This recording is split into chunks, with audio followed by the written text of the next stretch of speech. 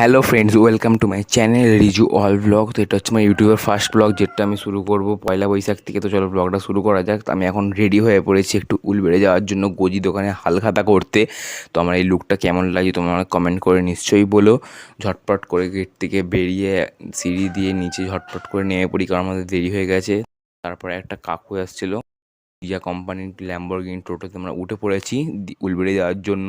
সাইডে দুপাশের দিকে কি সুন্দর সবুজ সবুজ বাঁশ গাছ পেরিয়ে মধ্যে দিয়ে আমরা এখন চলে এসেছি আমাদের বলিয়া মার্কেটে। এই হচ্ছে আমাদের বলিয়া মার্কেট। এইগুলো সব উলবেড়ে যাওয়ার জন্য দাঁড়িয়ে টোটোগুলো।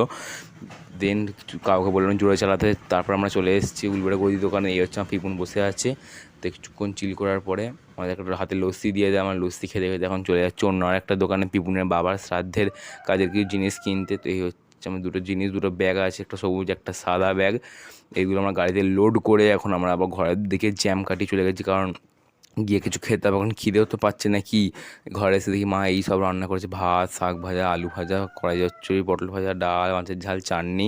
খেয়ে টেয়ে একটু বসে গল্প করে এখন আমি ভাত ঘুম দিতে যাবো। ভাত ঘুম দিয়ে আমি এখন জল টল খেয়ে এখন যাবো সন্ধ্যে দেখাতে। গরম বিশাল পড়েছে, বিশ্বাস করো। সন্ধ্যে টন্ধে দেখি আমি এখন চলে এসেছি, আবার রেডি হয়ে পড়েছি একটু পিসির বাড়ি যাওয়ার জন্য। তো আর কি, ঝটপট করে সাইকেল নিয়ে আমি চলে যাচ্ছি পিসির বাড়ির অন্ধকার রাস্তা ভর দিয়ে।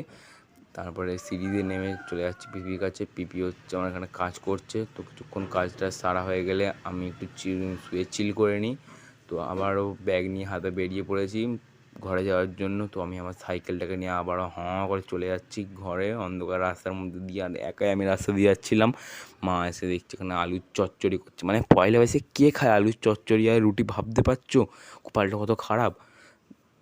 মনে হচ্ছে খাওয়া ভালোই হবে। তো আর কি, কিছুক্ষণ বসে থাকার মা আমাকে ছানা কাটানোর কাজ দিয়ে দেয়। তারপরে রাত্রে মেনু এই যে পটল ভাজা, শাক ভাজা, আলু ভাজা, কড়াই চচ্চড়ি দুপুরের, আর রুটি আর ডাল। আমি এখন খাওয়া হয়ে গেছে। এটা হচ্ছে আমি, পাশে